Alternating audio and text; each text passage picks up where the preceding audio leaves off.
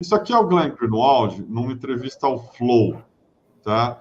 E ele faz um ataque ao Caetano Veloso e a Paula Lavigne, de maneira profundamente escrota e desonesta, uma vez que ele era convidado frequente do apartamento lá do Caetano e da Paula, no Rio de Janeiro, no Leblon, quando era casado com o David Miranda, que é esse deputado falecido recentemente e marido do Glenn.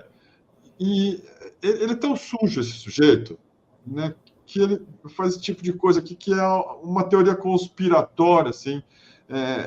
Está com 500 mil views no Twitter, num programa de alta audiência, que é o Flow, espalhando ali o que as principais redes de desinformação da extrema-direita gostam de fazer, que é dar a ideia daquele folclore, daquele personagem meio manjado, e que todo imbecil tem medo, de extrema-direita, que é o socialista de iPhone. Deixa eu botar aqui. A realidade da esquerda, mesmo que eles gostem de afirmar que eles estão representando o povo, eles estão compostos pela elite, pelas pessoas ricas. Eu conheço muito bem da política esquerda no Rio. Tudo está centralizado no apartamento do Caetano Veloso e Paula Lavigne. Não tem como de ganhar uma eleição no Rio sem ir lá. E você chega lá e é Caetano Veloso. Então, é um apartamento enorme, duplex, que mora em cima é a família Marino, que são donos do Império do Globo. Tem 50 servos que são invisíveis trabalhando atrás de uma parede.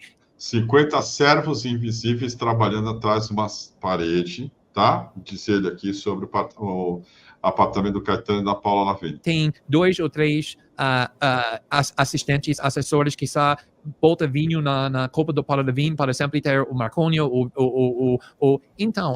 Serve maconha ou vinho? Piano, porra.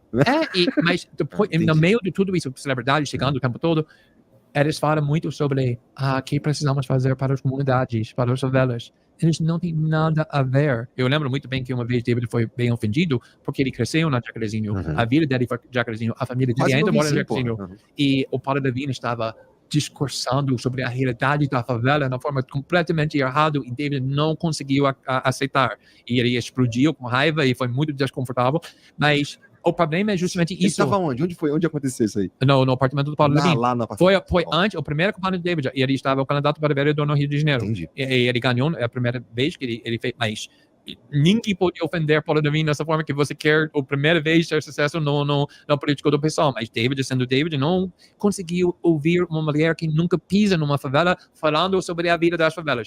E o problema é justamente isso. Então, quando pessoas estão sentindo, na minha opinião, de uma forma bem válida, que a sistema política não se importa com a vida delas nem um pouquinho, quem chega e conseguir falar, nós também odeia esse sistema político, eles vão parar naquela pessoa. E a esquerda não tem essa capacidade porque eles não têm a fala do povo.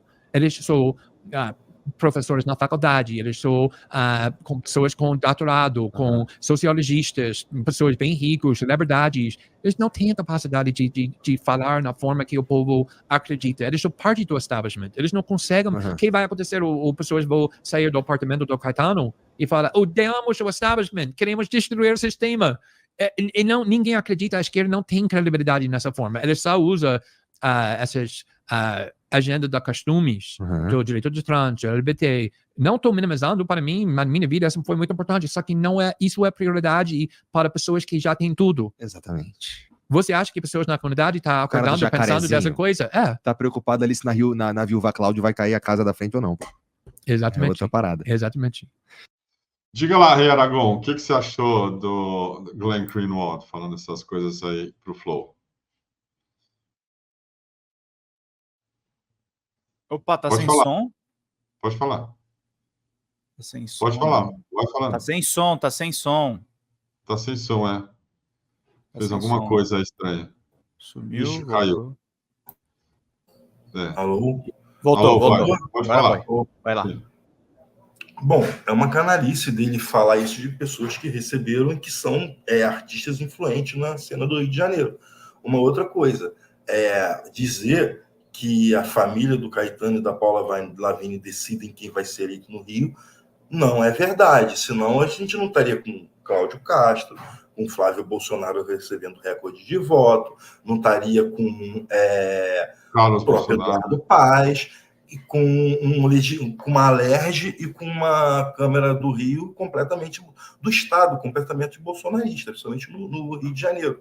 Agora, ele fala algumas coisas ali, por exemplo, aqui no Rio a gente tem um problema sério com a esquerda que já não vem de hoje, todos nós sabemos.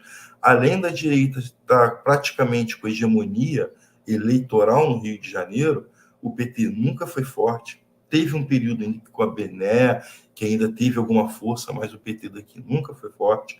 Você tem hoje aqui no Rio o Quaquá, que é uma figura polêmica, mas uma figura forte do partido. O pessoal no Rio de Janeiro não é, eu estou falando isso de forma até complicado falar, mas a gente não pode colocar como um partido assim, uma esquerda revolucionária, uma esquerda mais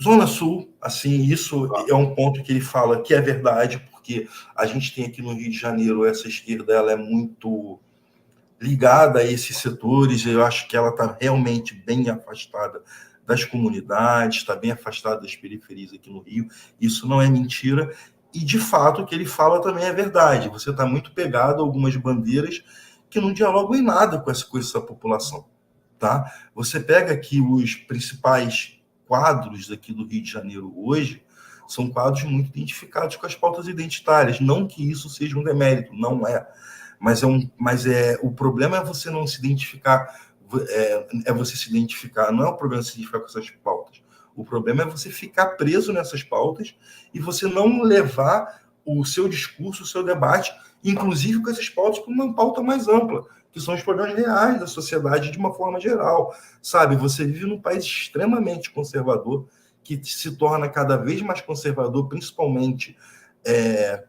com esse arrefecimento, com esse aumento maior dessa onda de guerra híbrida que começa lá em 2005 e com a Lava Jato ela se intensifica, você está cada vez com um país mais conservador e que você precisa disputar voto e que esses votos eles precisam ser baseados numa perspectiva palpável para essa população. Sabe? A maioria das pessoas da periferia, elas não são homofóbicas, não são racistas, até porque a maioria é composta pela população preta, mas a questão é a seguinte, o problema real que elas vivem ali está passando distante disso, e a esquerda precisa rever, principalmente aqui no Rio, tá? Essas posturas, sim, eu acho que ela precisa mais se aproximar das comunidades, porque as igrejas evangélicas estão tomando conta de tudo. As milícias estão tomando conta de tudo. Você não tem abertura em alguns lugares para o próprio povo, os militantes dessa própria esquerda mais identitária entrar nas comunidades para dialogar. Então, eu acho que isso precisa ser revisto, sim. Agora, de forma geral, só para não parecer que eu estou relativizando o Gulen, o Gulen ele tem muita coisa a explicar. Hoje, o Gulen é um homem de extrema-direita. Ele reverbera o discurso da extrema-direita, os valores da extrema-direita. Ele é um agente de operação psicológica no Brasil hoje muito importante. Para você ter uma ideia de como... Eu sou um caso, assim, na padaria, tomando um café, 2 pessoas comentando sobre o Gulen, 2 bolsonaristas. Aí o outro foi um caso que aconteceu há pouco tempo. O outro vira e fala assim, aquele viado que era da esquerda e que agora está com a gente. Então tá bom, né? É o nível desse sujeito, do que ele passou a se submeter e representar tudo que há de pior, não só no Brasil, porque ele não é um agente interno de desestabilização. Ele vem de fora. Ele tem uma agenda que vem de fora. O Tucker Carlson fazer lives do Leblon de frente para a praia para entrevistar Bolsonaro, entrevistar um bando de vagabundo aqui no Brasil, não é à toa, é dinheiro que foi investido. Isso antes das eleições de 2022. Então, esse cara tem muita coisa para explicar. Ele se apropria desse discurso moderno, mais racional, de que a esquerda precisa ser mais dialética e mais racional na sua luta, mas o que ele faz é o papel da extrema-direita.